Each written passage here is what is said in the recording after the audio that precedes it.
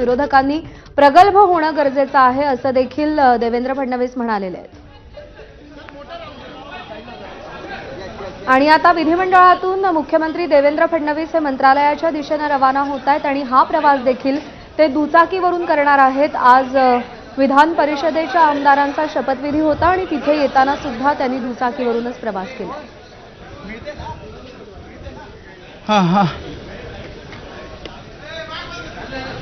Sir तुम्ही थोडे हलके व्हा जरा आम्हाला।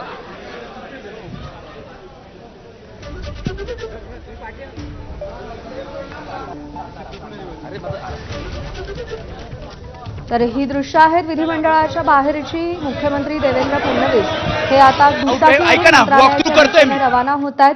पंतप्रधान नरेंद्र मोदींच्या आवाहनानंतर आपल्या ताफ्यातील गाड्यांची संख्या देखील त्यांनी कमी केलेली आहे आणि चारचाकींचा वापर करण्याऐवजी आता दुचाकीवरून देवेंद्र फडणवीस मंत्रालयाच्या दिशेने रवाना होत आहेत।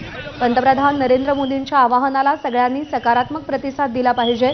जगभरातले देश देवेंद्र फडणवीस हे विधान भवनातून मंत्रालयात स्वतः टू व्हीलर गाडी चालवत जात आहेत आणि ज्या प्रकारे पंतप्रधान नरेंद्र मोदी यांनी जे आवाहन केलेलं आहे त्या आवाहनाला प्रतिसाद देत मंत्री असतील, मुख्यमंत्री असतील, हे सर्वजण आपण बघतोय जाताना पाहायला मिळत आहेत।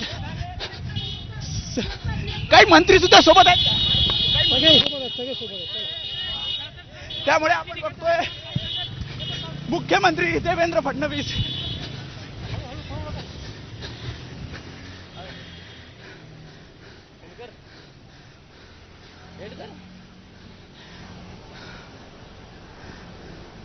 ठरवलेली आहेत आणि देवेंद्र फडणवीस आता मंत्रालयाच्या दिशेने रवाना झालेत। काही वेळापूर्वीची ही दृश्य ज्यावेळी आशिष शेलार आणि देवेंद्र फडणवीस यांनी एकत्रितरित्या दुचाकीवरून प्रवास केला आणि ते विधिमंडळात दाखल झाले होते।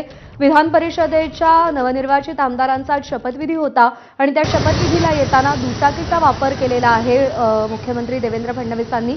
आणि आता मंत्रालयातल्या कामकाजासाठी जात असताना देखील विधिमंडळाकडून मंत्रालयाकडे जाताना देवेंद्र फडणवीस हे दुचाकीवरूनच प्रवास करताना आपल्याला दिसतायत। राज्यकारण्यांनी जर आपल्या दैनंदिन आयुष्यात पंतप्रधान नरेंद्र मोदींचं आवाहन